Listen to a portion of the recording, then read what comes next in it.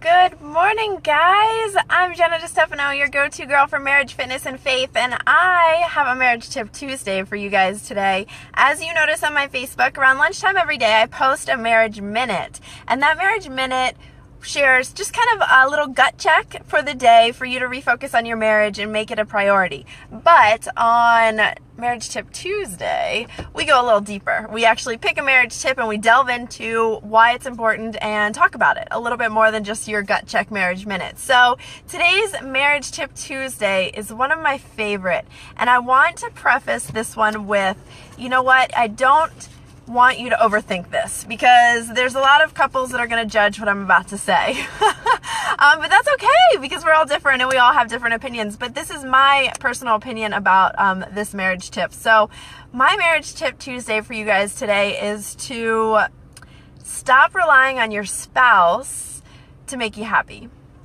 What do I mean by that? So we happen to be individual people that come together in the union of marriage, right? He is himself whole and complete. You are yourself whole and complete. And together you guys bring a lot to the table for your marriage, for the people that you are.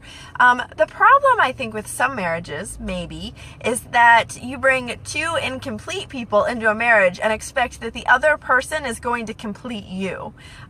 This is very much like a marriage is not 50% one person and 50% another. It's 100% both people. And both people have to come into the marriage being 100% themselves. And most of the time that's not happening because a lot of people don't know who they are.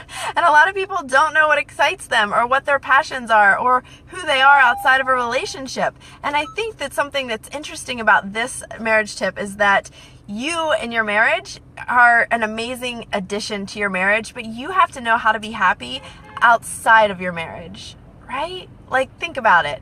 What do you do outside of your marriage that is something that excites you, something that you're passionate about, a part of a dream that you have about the individual person that you are? Because if you're not 100% completely happy with who you are as a person, guess where that spills over into?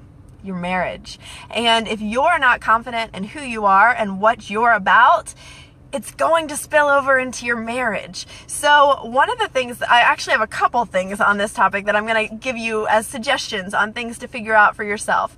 First of all, let's look at our spouse in our marriage as the cherry on top of a great relationship of who you are, but as a great relationship of who you're adding to. I think that it's kind of fun to think of your spouse as like a bonus, as something awesome that's in your life, right? Instead of the person that's going to make your life or decide your life for you. I think that a cherry on top is what you consider your spouse, because you've got to be you. You've got to be confident in who you are and what you're about and the person that you are. You have to have things that are you so you can bring them to the table and make your marriage even more awesome. Because like I said, if you don't have yourself squared away, you just spill that over into your marriage, and that just causes drama and conflict where it doesn't need to be. So have passion.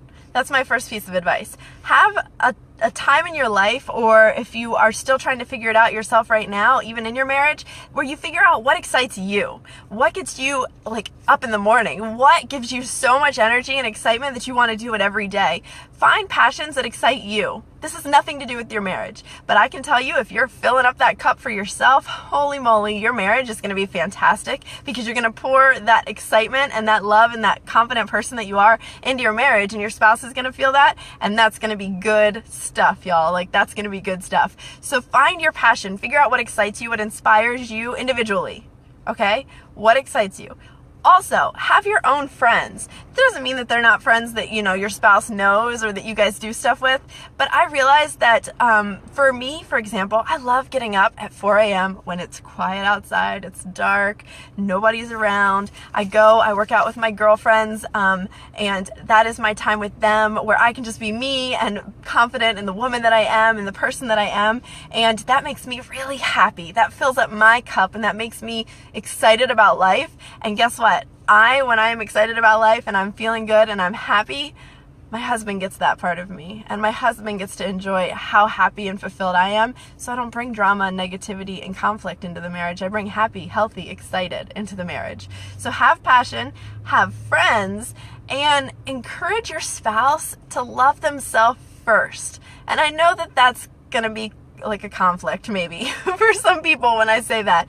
But if you are always helping your spouse focus on themselves and filling their cup and making sure that they're the best version of themselves, guess what they bring to the table? The best version of themselves, and you bring the best version of yourself, and guess what kind of marriage that makes? Whoo! Mind blown. A great marriage, right?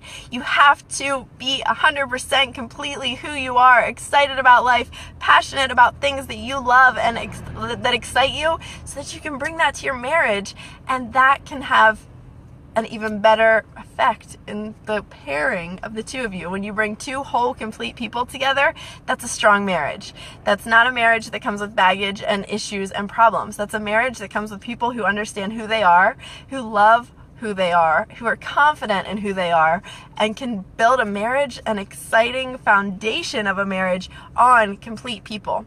And we're all a little broken. Like, let's be real. We all have drama. We all have a history. We all have a past. We all have things that maybe we're not so proud of. We all have that, but process through that. Don't bring that to the marriage. Process through that. Figure out your own stuff before you slam it into somebody else's stuff.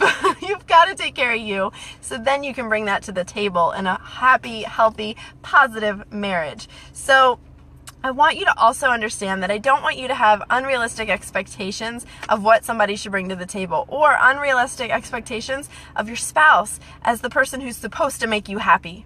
They're just supposed to make me happy because I married them and they're my spouse. No, they're not. Shut up. You're supposed to make you happy. You're the person that has control over how happy you are in your own life. That is not their job. That's not what they signed up for. That's not their goal. They signed up to be a partner with you in life, and to take care of you, and to love you, and to honor you, and to cherish you, but they didn't sign up to be the reason you decide if you're happy or not. They didn't. That's not their job. It's your job. So you figure out what makes you happy, what gets you excited, what passion you have in your life. You figure out your ish. You figure it out. And then go into your marriage happy, healthy, excited, because you bring that to the table and your spouse focuses on themselves and they bring that to the table. Your marriage is going to be fantastic. You're going to both be confident in who you are, so you can be confident together in your marriage. But it's not dependent on either person. It's dependent on you and the choices that you make for your own happiness. Your spouse, it's not realistic to expect them to make you happy. I'm going to say that again. It's not realistic to expect your spouse to make you happy. It's realistic to expect that you are the only person that has the power to make yourself happy. And your spouse is just that icing on the top, that cherry on the top. They just make you better after you've made yourself better first. That's my Marriage Tip Tuesday for you guys today. Comment below. Let me know your thoughts, feedback, excitement that you have around this topic. Is there something in your marriage that you did around this topic that you want to share? I would love to hear about it. Marriage Tip Tuesday. Stop relying on your spouse to make you happy. That's not what it's about. Have a great day, guys. See ya.